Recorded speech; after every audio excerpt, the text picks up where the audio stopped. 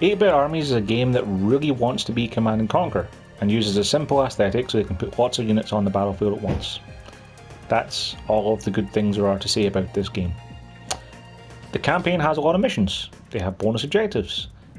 They're mostly the same thing over and over again, where it's just a case of, you know, there'll be a secondary objective like don't deploy a certain unit, or don't lose or sell structures, and a third objective is all just do the other objectives within 10 minutes. And they'll get you benefits for the rest of the campaign. So like you'll start off with more guys or more buildings built already, stuff like that. The idea being you go back to earlier levels and redo them with more stuff, and it'll be easier for you. But the actual gameplay has major problems. Let's jump into one of the campaign levels to show you quickly. Birds of Prey, which is the level I gave up on. The game doesn't tell you things. Like, it's a real-time strategy game with quick unit destruction and not very good a control system. Like, you use the down button I found in the D-pad to be able to select all your units, which isn't something that they tell you. And you can also change your cursor to be attack move, which is also something they don't tell you, because sure, why would they tell you that? Units can't be told to path with each other. So like if you have armoured cars, they'll just scout on ahead and get murdered because they get there faster. Like you can't tell them to go at the same pace as the rest of your army, so as to, you know, maintain your cohesion and not have your scouts run up ahead, get destroyed and be useless. There's kind of a rock, paper, scissors style thing where some things are good against other things, but in practice everything dies really quickly, so it doesn't really matter that much. But it's the lack of notifications, the poor control system for building stuff, the fact you can only build one thing at a time and within very weird conditions. They have to be within a certain radius of your base and you have to have the fog of war removed, but then sometimes it just won't let you anyway. Actual combat itself is pretty simplistic. You just tell people where to go and then they shoot things. And the sound effects are all really annoying. AI is at least smart enough that they'll target the strongest thing they can shoot at. Like anti-air units will target air units first, for instance. Enemy turrets are also smart that way as well. Like if they have a choice between shredding infantry, which they're good at, or attacking tanks, they'll go for infantry first. But the game itself just feels very messy in a way that it just feels unfinished or rushed. I don't really know. Like, enemy bases start off pre-constructed, and that's fine, because, you know, that's how the Command & Conquer games work as well.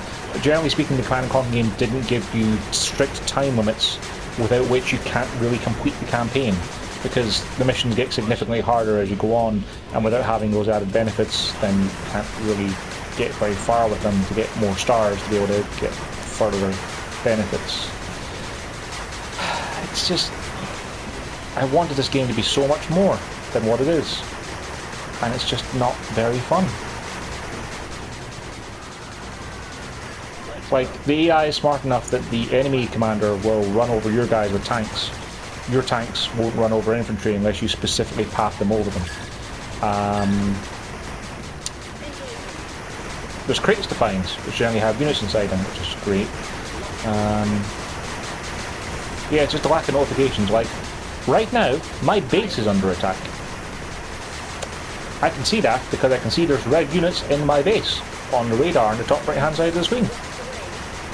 There is absolutely no notification of this anywhere on the screen other than on the radar. Like, only from looking at that corner and seeing that there's red units inside my base is the only reason I know my base is under attack and getting destroyed. Like, that's a massive no-no for a game like this. Like, you're supposed to have attention marks, like things that say things like, hey, your buildings are under attack, hey, your base is under attack, hey, your harvesters are under attack, which is that little flashing symbol in the very top right side of the screen in tiny, tiny fonts. So yeah, it's frustrating to try and play, just because of that. The tech trees are very simple. There's not an awful lot to build them. It's like the very first Command & Conquer game that way. And both sides have pretty much the same tech tree. So there's not really any reason to want to play as one or the other. If you decide you want to leave a level, they throw memes at you, which is always nice. And the whole package just feels very slim for €30. Like, there's two single player campaigns. which have those stupid objectives to hit to make yourself better for the rest of the campaign. There's a co-op campaign, and yet the entire day I've played this, there hasn't been a single other person on. You can do skirmishes against the AI, and then there's multiplayer, where you can play online multiplayer with other people. And there's one person on, because that's the only person I've seen playing the multiplayer for the entire day. I wanted Command and Conquer. This isn't Command and Conquer. This is just crap. It's not very fun to play. It's not very satisfying to play. And I don't want to play it anymore. And you shouldn't play it either. Not until it goes real cheap on sale. Or PlayStation Plus. If it goes free on PlayStation Plus, give it a go then, because that's be people playing it. What a disappointment.